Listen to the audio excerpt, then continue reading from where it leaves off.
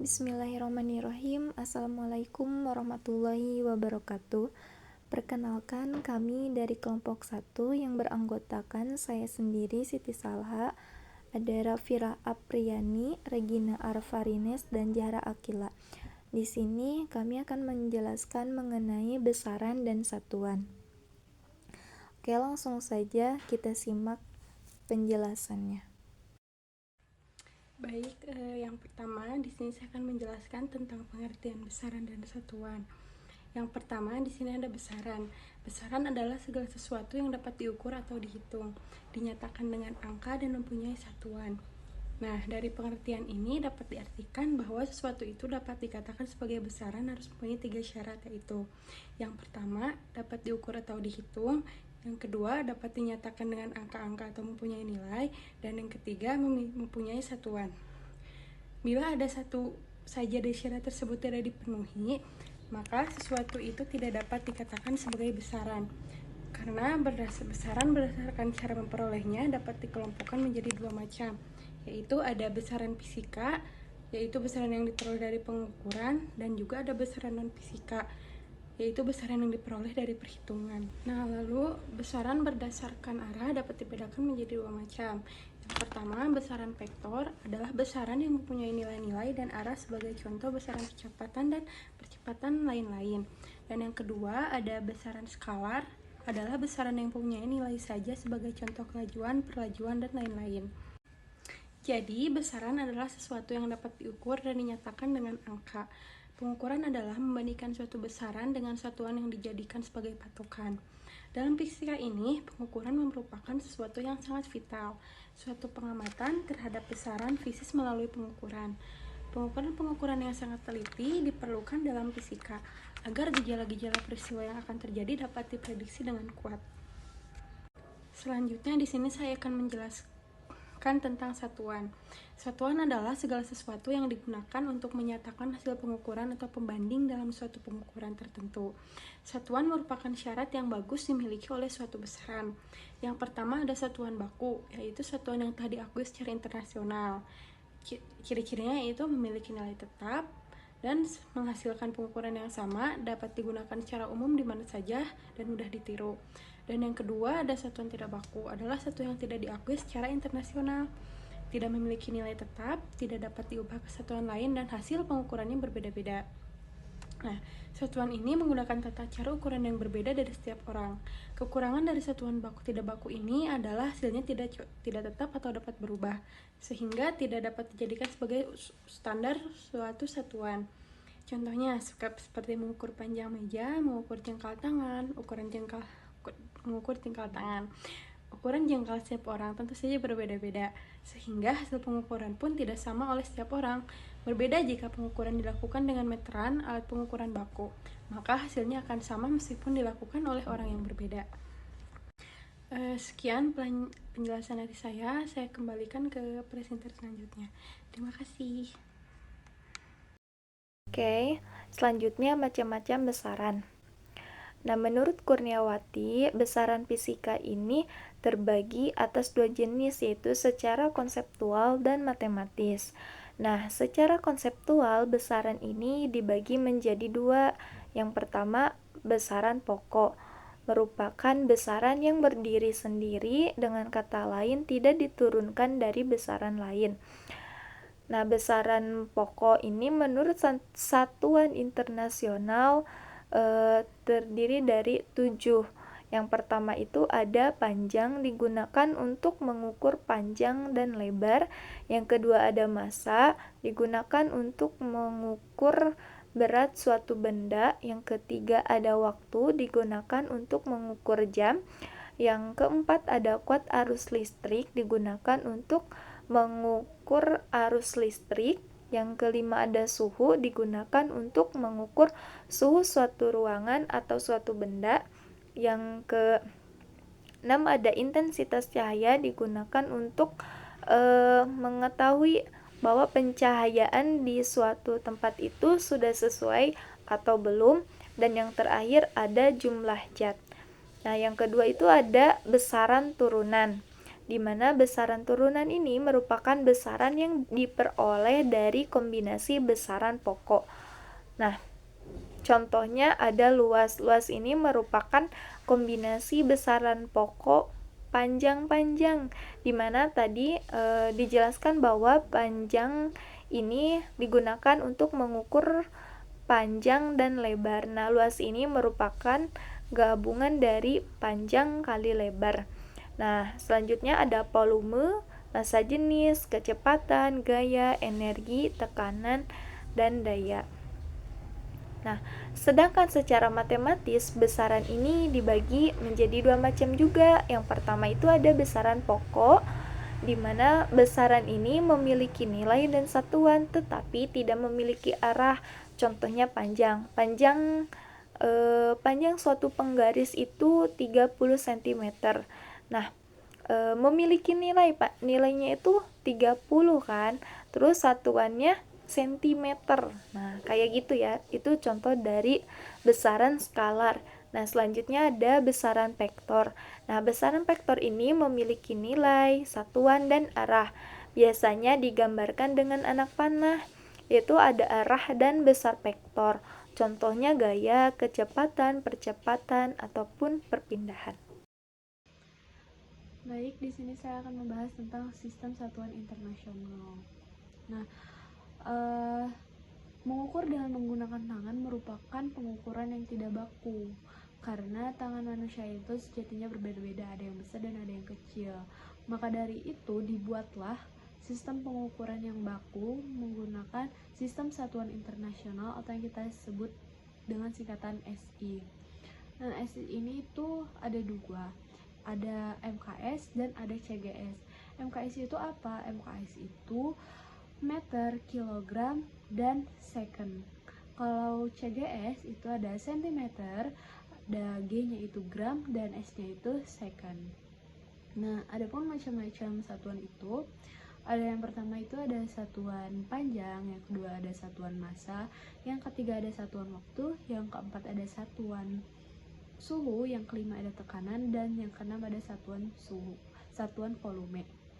Nah, untuk mengetahui lebih banyak lagi satuan-satuan, macam-macam satuan, itu kita bisa next ke slide selanjutnya, membahas tentang macam-macam lambangnya dan lain-lain.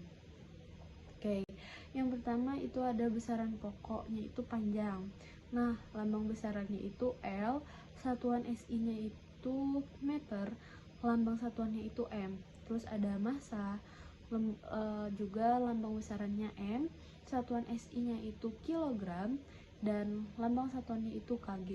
Ada waktu, lambang besarannya T kecil, dan satuan SI-nya itu second atau detik, lambang satuannya itu S. Terus ada suhu termodinamik, lambang besarannya itu T besar, satuan SI-nya itu Kelvin, dan lambang satuannya itu K besar. Terus ada jumlah zat, yaitu lambang besarannya itu N kecil, satuan SI-nya itu mol, dan lambang satuannya itu mol. Terus ada selanjutnya ada besaran pokok kuat arus listrik. Lambang besarannya itu L kecil, dan satuan SI-nya itu ampere, lambang satuannya itu A besar. Selanjutnya ada besaran pokok intensitas cahaya, lambang besarannya itu L P kecil, terus satuan SI-nya itu ada kandela, terus lambang satuannya itu ada CD kecil. Next, ini di slide selanjutnya ada daftar besaran turunan dan satuan SI-nya. Kalau besaran turunan itu ada luas, ada volume, ada kecepatan, ada percepatan, ada gaya, ada suhu, usaha atau energi, ya ada juga daya. Rumus luas itu ada panjang kali lebar, dan satuan SI-nya meter persegi, lambang satuannya M pangkat 2 atau M kuadrat. Terus ada volume, rumusnya yaitu panjang kali lebar kali tinggi. Satuan SI-nya meter kubik, lambang satuannya itu meter kubik. Terus ada kecepatan. Kecepatan rumusnya itu jarak per waktu. Satuan SI-nya itu meter per sekon. Lambang satuannya M kecil per S kecil. Terus ada percepatan. Rumusnya itu kecepatan per waktu. Adapun satuan SI-nya meter per sekon kuadrat. Adapun lambang satuannya M per S kuadrat. Ada gaya, rumusnya itu massa dikali percepatan. Satuan SI-nya itu Newton, dan lambang satuannya N besar sama dengan kg atau kilogram dikali M per S kuadrat. Ada terus usaha atau energi, rumusnya itu gaya dikali gerak, satuan SI-nya itu joule, dan lambang satuannya itu J besar sama dengan N besar di titik M kecil. Terus ada daya, rumusnya itu energi per waktu. Satuan SI-nya itu watt, atau lambang satuannya itu W sama dengan J besar per S. Selanjutnya ada masih di daftar besaran turunan dan satuan SI, ada tekanan, besaran pokoknya ada tekanan, ada muatan listrik, ada tegangan listrik, ada hambatan listrik, dan ada frekuensi. Nah, tekanan, lambang besarannya itu gaya per luas. Satuan SI-nya itu Pascal. Lambang satuannya itu PA, P-nya besar, A-nya kecil, sama dengan N besar per M kuadrat. Muatan listrik, lambang besarannya itu ada arus dikali waktu. Satuan SI-nya itu Coulomb. Lambang satuannya itu C besar sama dengan A titik S. Terus ada tegangan listrik. Lambang besarnya itu energi per muatan. Satuan SI-nya itu ada volt, dan lambang satuannya itu V sama dengan V besar sama dengan J besar per C besar. Terus ada hambatan listrik. Lambang besarnya itu tegangan per arus. Satuan SI-nya itu ohm, dan lambangnya itu ohm. Lambang ohm sama dengan V besar per A. Ada juga frekuensi. Lambang besarannya itu jumlah per detik. Satuan SI-nya itu hertz, dan lambang satuannya itu H besar Z kecil sama dengan 1 per S.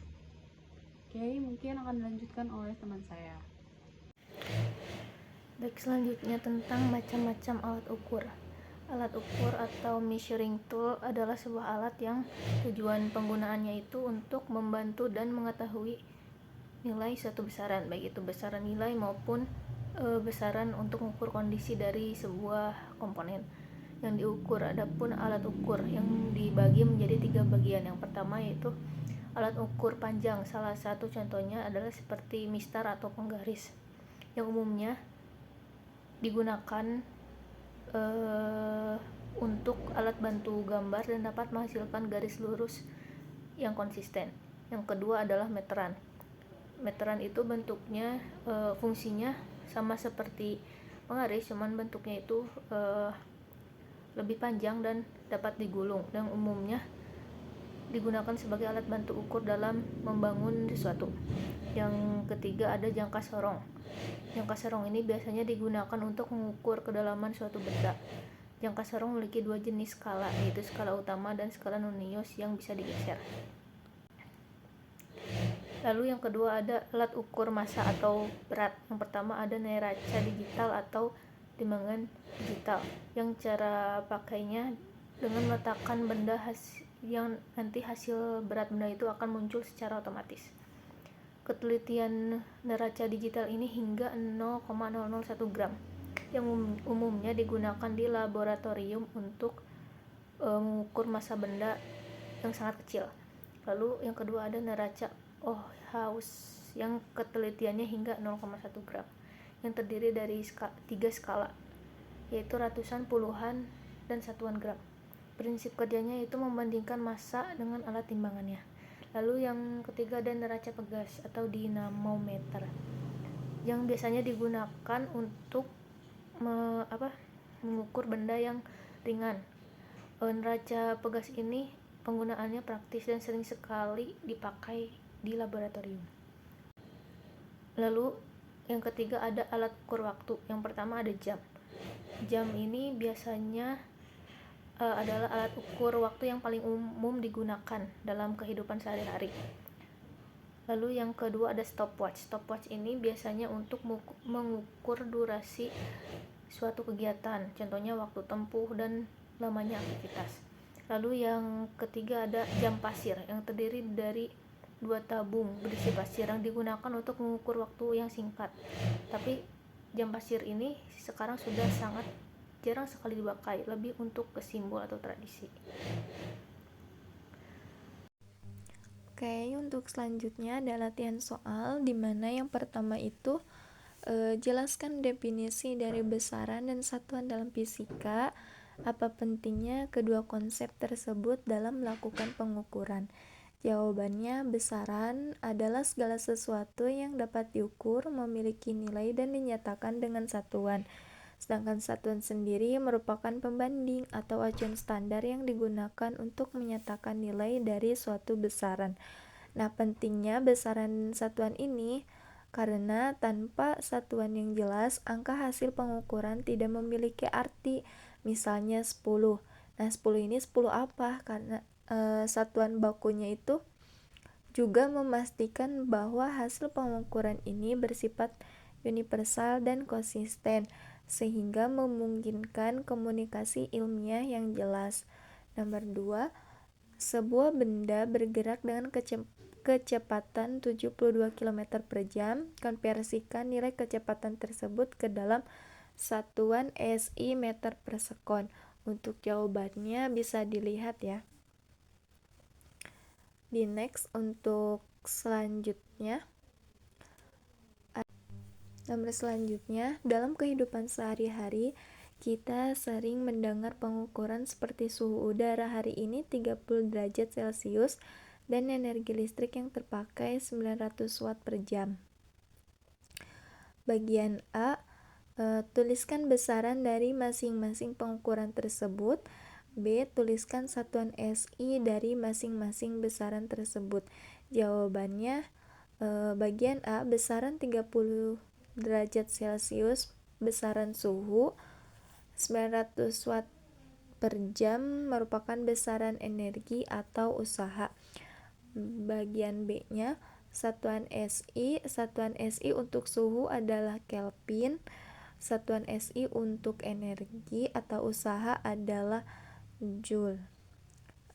Pertanyaan selanjutnya, besaran turunan volume adalah besaran turunan. Tunjukkan bagaimana satuan volume dapat diturunkan dari satuan besaran pokok dan berikan satuan SI untuk volume. Jawabannya, volume mengukur dimensi ruang, panjang kali lebar kali tinggi. Panjang, lebar, dan tinggi ini semuanya adalah besaran pokok panjang dengan satuan SI meter, sehingga volume sama dengan panjang kali panjang kali panjang. Nah, satuan volume meter kali meter kali meter, satuan SI volume adalah meter kubik. Oke, untuk soal terakhir yaitu jelaskan 3 syarat utama agar suatu objek atau fenomena dapat disebut sebagai besaran dalam fisika. Jawabannya, yang pertama itu dapat diukur atau dihitung, itu harus ada alat ukur atau metode perhitungan yang dapat digunakan. Yang kedua, memiliki nilai numerik, yaitu hasil pengukurannya harus dapat dinyatakan dengan angka-angka.